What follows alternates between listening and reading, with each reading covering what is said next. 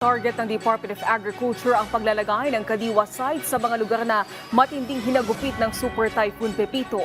Ayon kay Agriculture Spokesperson Assistant Secretary Arnel de Mesa, layo nitong mas mailapit sa ating mga kababayan ang mas murang agricultural products. Dagdag pa ng opisyal, nakikipag-ugnayan na sila sa regional at local officials para dito. Samantala, sinabi din ng DA na posibleng manatili ang mataas na presyo ng ilang gulay dahil na rin sa sunod-sunod na pagtama ng mga bagyo. Wala namang umanong kailangang ipangamba sa presyo ng bigas dahil na rin sa pagdating ng mga imported rice.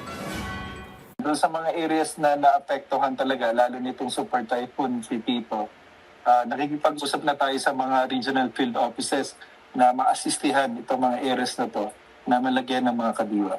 Ngayon kasi talaga nananatiling elevated yung presyo ng mga, lalo na yung mga lowland vegetables.